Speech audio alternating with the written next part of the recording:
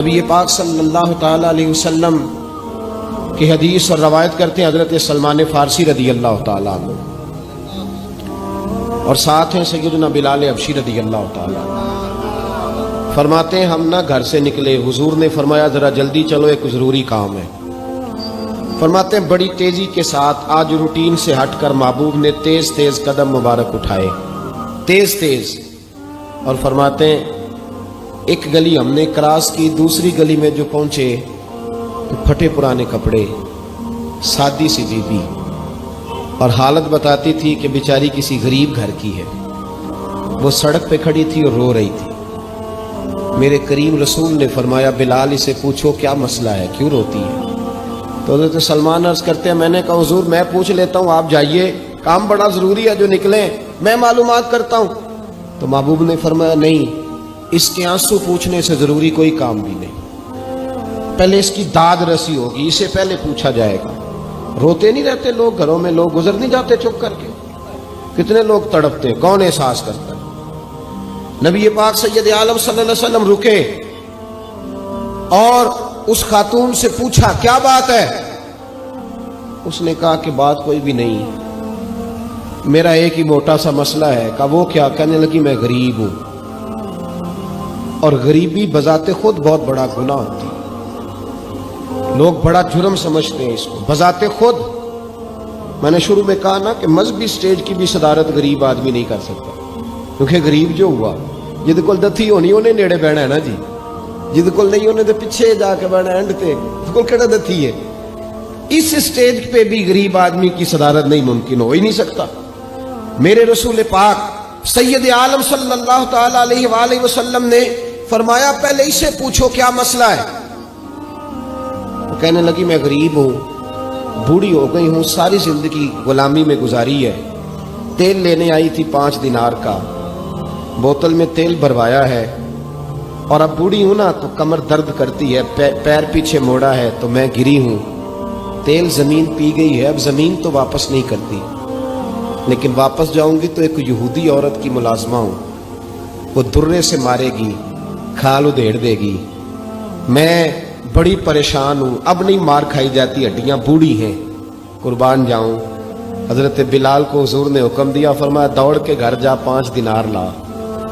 فرماتے ہیں 5 دینار لائے، تیل خرید کے دیا، وہ پھر رونے لگی۔ فرمایا آپ کیوں روتی ہے؟ اس نے کہا بتایا نا غریب ہوں، غریب کا جرم کوئی نہیں ہوتا، لیکن پیس دیا جاتا ہے، پھر بھی مار تو اب بھی پڑے گی، اب کیوں پڑے گی؟ اور اس کرنے لگی محبوبہ مار اس لیے پڑے گی کہ دیر سے کیوں آئی ہے۔ تو میرے کریم رسول اور وہ بی بی حضور ابھی آئے ہیں مدینہ طیبہ، امام یوسف صالحی فرماتے ہیں ابھی آئے تھے حضور، سبل الہدیٰ والرشاد کے مصنف کہتے ہیں ابھی آئے تھے نبی پاک، وہ جانتی بھی نہیں تھی۔ تو سید عالم صلی اللہ تعالی علیہ وسلم نے فرمایا اچھا مار پڑے گی؟ کہا ہاں۔ او بھائی کونسلر جو کل آپ کو کہہ رہا تھا نا میں آپ کا خادم ہوں، کونسلر بے گناہ، بلکہ ہمارے SHO صاحب اگر چودھری پہ پرچہ آ جائے تو اس کو ٹیلی فون کر کے پوچھتے ہیں صاحب جی تہاڈے خلاف درخواست آئی ہے، کی کرنا ہے؟ تو غریب آدمی بیچارہ، اس کی غلطی یہ تھی کہ وہ غریب تھا تو اس نے ریڑھی لگا لی چوک میں، اس کو دبوچ کے لے گئے، تینوں پتہ نہیں اتنے نہیں کھلوئی تھا، تو اس کے پاس کل انویسٹمنٹ ہی 5000 تھی، سارا لے گئے۔ پھر وہ کونسلر صاحب کے پاس چلا گیا، سر میرے نال چلے آ دے ذرا، میں تھانے جانا ہے۔ انہوں نے کہا گڈی کرائی آ، پیسے ہیں نہیں، ایویں تھانے جائیدا ہے۔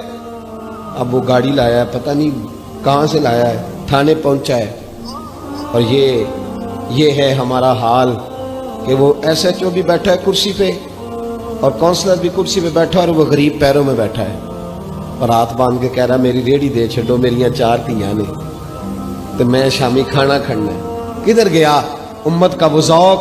ساری زندگی نعتیں سننے والوں بتاؤ تو صحیح نعت نے تاثیر کیا دی ہے روح؟ اگر ابھی بھی گھاڑی غریب کے پاس کھڑی نہیں ہوتی تو پھر کیا اثر ہوا ساری زندگی نعت سننے کا؟ میرے مصطفیٰ کریم سید عالم صلی اللہ تعالی علیہ وسلم نے فرمایا اس خاتون سے یہاں کونسلر ساتھ نہیں جاتا، کہتا ہے کر دیا ٹیلی فون، سویرے 9 بجے پہنچ جانا۔ اور کائنات کی سب سے معزز شخصیت حضرت سیدنا بلال حبشی رضی اللہ تعالیٰ عنہ فرماتے ہیں میرے نبی پاک نے فرمایا بی بی چل میں تیرے ساتھ چلتا ہوں۔ گویا اللہ کی ساری رحمتیں اس کے ساتھ ساتھ چلنے لگی. اور آگے آگے نہیں، ساری کتابیں پڑھ لو.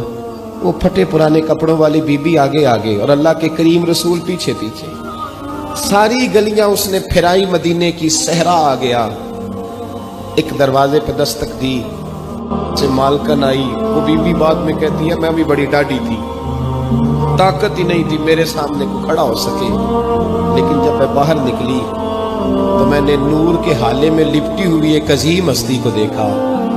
فرماتے محبوب کے گورے چٹے رنگ کے اوپر کالی زلفیں اور محبوب پاک کی مقدس آنکھیں جب تک بات کرتے رہے نظریں زمین پہ جھکی رہی. شرم و حیا والے رسول نے بڑے میٹھے، بڑے دھیمے، بڑے خوبصورت لہجے میں کہا. بریلی کے امام فرماتے ہیں نیچی نظروں کی شرم و حیا پہ درود. بڑے دھیمے لہجے میں فرمایا تیری نوکرانی ہے تیری. عورت کہتی ہے میں تو حضور کے جلووں میں محو ہو گئی کہ سادگی میں اتنا حسن میں نے دیکھا ہی نہیں، تیری نوکرانی ہے. کہا تو میرے محبوب نے فرمایا بیچاری کی غلطی کوئی نہیں، اسے مارنا نا، اس سے تیل گر گیا تھا، نیا خریدتے دیر ہو گئی، رو رہی تھی تو میں سفارش کرنے آیا ہوں. وہ خاتون کہتی ہے کسی کی نہیں مانی تھی، پر محبوب کے جملوں میں تاثیر اتنی تھی ککھ سواد نہیں مشری اندر اساں کھنڈا می چکھ ڈٹھیاں انہاں ساریاں شیواں نالوں گلاں سجن دیاں مٹھیاں. فرماتے ہیں نبی پاک صلی اللہ تعالی علیہ وآلہ وسلم نے فرمایا کچھ نہ کہنا.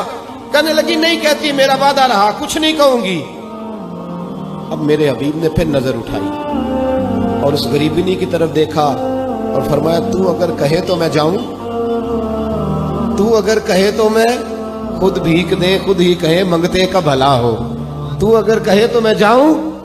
اس نے خراج پیش کیا تو چند آنسو گرائے. کہنے لگی محبوبہ جیسے بندہ نوازی. حضور نے رخ پھیرا.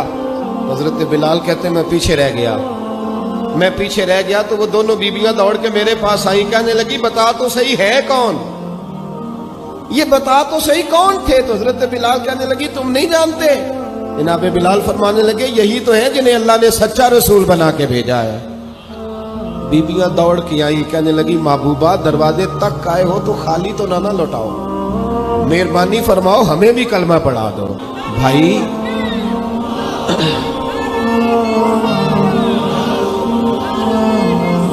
اگر دولت احساس ہے نا پھر تو زندہ ہے.